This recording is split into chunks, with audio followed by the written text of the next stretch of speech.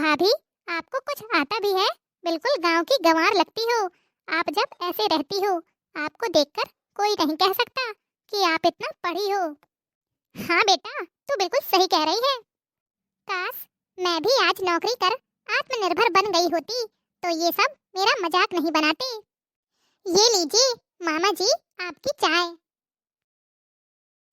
जीजी, आपकी बहू तो बड़ी समझदार और सुशील है। इतनी पढ़ी हुई है, फिर भी कितनी सादा रहती है। अजी, हिंदी में एमए पास भी कोई डिग्री है भला?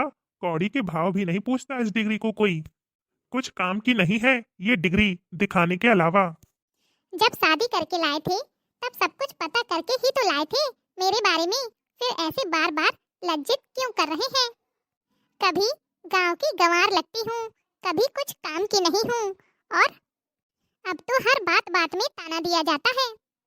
काश मैंने उस समय एक कदम बढ़ा लिया होता तो आज कितने कदम आगे निकल गई होती।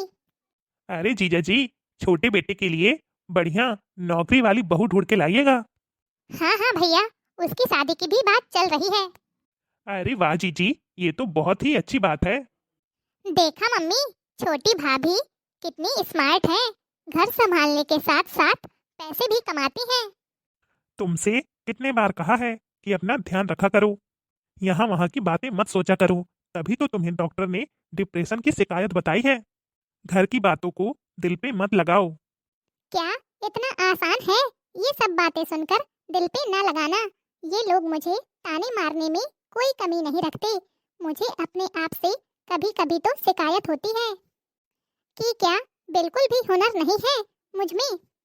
लेकिन अगले ही पल मुझे पापा की कही बातें याद आ जाती हैं कि कभी कभी किसी का हमारे लिए बुरा बोलना हमारे लिए अच्छा साबित हो जाता है।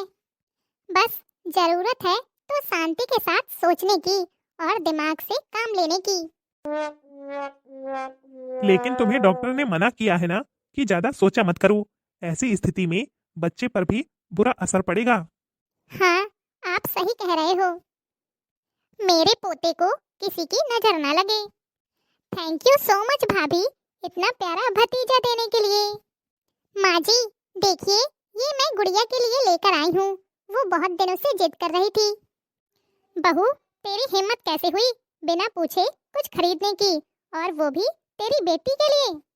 लेकिन मम्मी जी, छोटी भी तो अपने बेटे के लिए कुछ ना कुछ सामान खरीद कर लाती रहती है। तब तो आप कुछ नहीं कहती। हाँ तो तेरी देवरानी खुद कमाती है और अपने बच्चे के लिए लेकर आती है। दीदी, अब आपके पास रुपए नहीं होते तो मैं आपकी बिटिया के लिए भी तो सामान लेकर आती हूँ ना। बड़ी बहू अब तो छोटी बहू की बराबरी करेगी। वो माँ जी, मैं तो बस चुपचाप जाके किचन संभाल, जो तेरा काम है। मम्मी, देख रही हो ना, बड़ी भाभी का दिमाग कुछ ज्यादा ही खराब होता जा रहा है। बेटा तू चिंता मत कर, इसकी अकल कैसे ठिकाने लगानी है मैं सब जानती हूँ। हाँ देखो, अब तो लल्ला भी कह रहा है वो आपका पूरा साथ देगा। सुनिए ना, मुझे आपसे कुछ बात करनी है। हाँ बोलो। देखिए, अब इस घर में रहकर मैं रोज रोज अपना अपमान नहीं करा सकती। मुझे भी खुद को साबित करना है और दिखाना है कि हमारी राष्ट्रभाषा हिंदी कमजोर नहीं बल्कि जरूरी भाषा है जो सबको आनी ही चाहिए। मैं भी अपनी काबिलियत सबको दिखाना चाहती हूँ।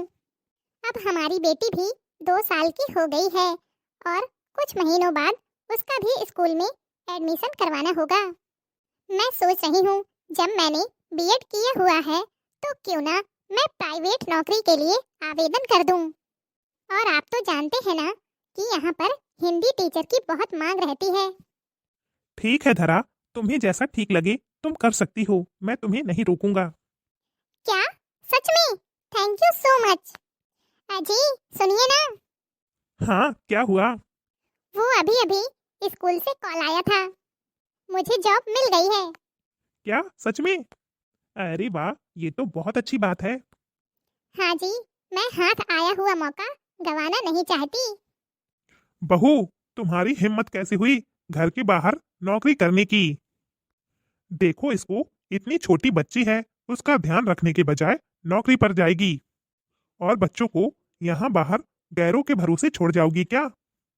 कितनी गैर जिम्मेदार माँ हो। मेरा हौसला बढ़ाने के बजाय आप मुझे पीछे क्यों धकेलना चाहते हो? मैंने अब अपने कदम आत्मनिर्भरता की ओर बढ़ा दिए हैं और अब मेरा आत्मविश्वास मैं किसी कीमत पर नहीं खोना चाहती।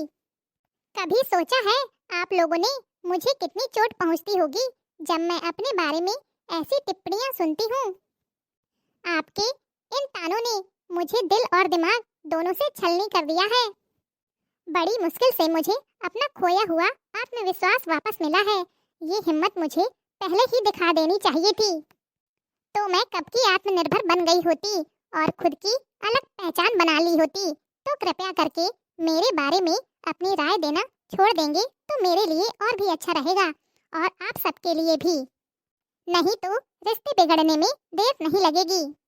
बहू, ये क्या तरीका है अपने ससुर जी से बात करने का? शर्म और लिहाज सब भूल गई है क्या? माँ जी, अब मैंने खुद को इतना मजबूत बना लिया है कि मुझे किसी की बातों या तानों का कोई असर नहीं होता। अब मैं हिंदी डिपार्टमेंट की हेड बन चुकी हूँ। आपकी वो दबी और सहमी हुई सी बहू नहीं हूँ जो आप हर बात पर चिल्लाती रहेंगी। बहू, बाहर रहकर तेरे कुछ ज्यादा ही पर निकल आए हैं। मैं भी देखती हूँ अपनी बच्ची की देखभाल करेगी या फिर नौकरी करेगी। दोनों चीजें एक साथ तो कैसे संभालती है, वो भी हम सबके बिना। माँ जी, आपकी छोटी बहू भी तो नौकरी पर जाती है, तब तो उसे किसी ने रोक टोक नहीं की। मेरे बाहर नौकरी करने पर सबको इतनी परेशानी क्यों है? छोटी के बेटे को आप इतने लाड़ और प्यार से रखती हैं, मेरी बेटी से आपकी ऐसी क्या दुश्मनी है? छोटी को बेटा पैदा हुआ और मुझे बेटी, इसमें मेरी क्या गलती है माँ जी? वो तो भगवान की देन है। आप तो खुद एक बेटी हो और इस बात को नहीं समझती हो। बेटा और बेटी में इतना भेदभाव क्यों माँ जी? हाँ माँ, धरा बिल्कुल सही कह रही है। मैं उसके साथ हूँ। आपके इसी बुरे बर्ताव और तानों की वजह से मेरी बीवी डिप्रेशन में चली गई थी। दोस्तों, आपको क्या लगता है कि धरा ने सबको जवाब देकर अच्छा किया? क्या लोगों का रोकना टोकना टिप्पणी करना सही था? हमें कमेंट बॉक्स में कमेंट करके जरूर बताइएगा। अगर आपको यह स्टोरी अच्छी लगी हो तो वीडियो को लाइक और चैनल को सब्सक्राइब करना ना भूलें, क्योंकि आपके एक लाइक और शेयर से हमारा भी मनोबल बढ़ता है, जिससे हम रोजाना आपके लिए नए नए टॉपिक पर वीडियो लाते रहते हैं। तो चलिए फिर मिलेंगे आपसे अगले वीडियो में। तब तक के लिए खुश रहिए, अपना ख्याल रखिए और दूसरों को प्यार बांटिए। और हाँ, इस समय ठंड बहुत ज्यादा पड़ रही है, तो ठंड से अपना बचाव कीजिए। जाते जाते वीडियो को शेयर जरूर कर लीजिए। तो चलिए फिर, टाटा बाय बाय।